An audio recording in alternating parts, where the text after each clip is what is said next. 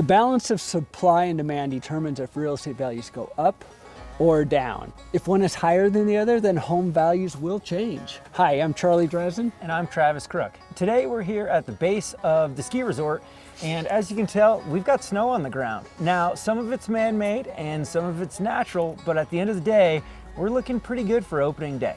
Today, we're going to talk to you about absorption rates. So, absorption rate is a great indicator in the balance of a real estate market.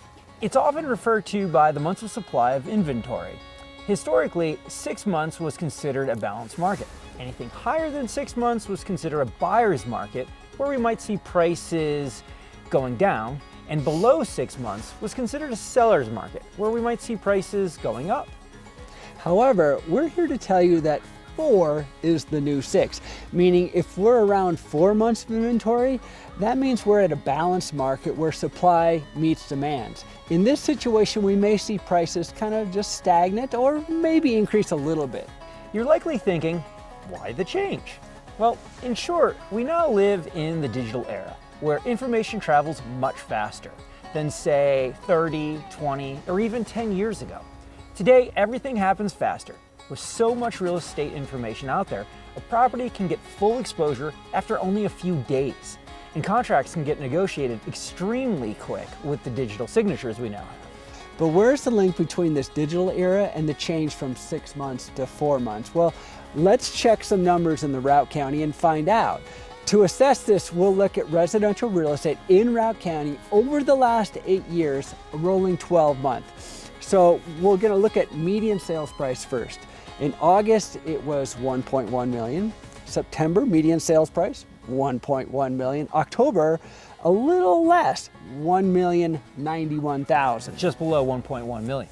So basically a 1% decrease, which means it's a fairly balanced market where supply is meeting demand. And just so you know, it is kind of cold out here. Even though it's bright and sunny, we're both getting kind of cold, so that's why we're rubbing our hands.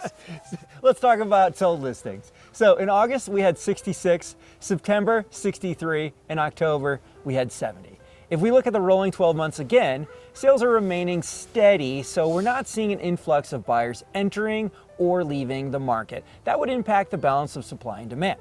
This is about an increase of 1% again. Let's look at active listings now. In August, we had 168. September, a little increase, 175, and October, 182, an increase of roughly 4% month to month. Yet again, fairly balanced. Inventory is historically low right now, and with available listings slowly increasing, it seems to me that supply is still in line with demand. Yeah, so if these stats are showing market equilibrium at the moment, what's our current absorption rate or months of supply? Well, if we look at August, 3.5, September 3.7, and October 3.8.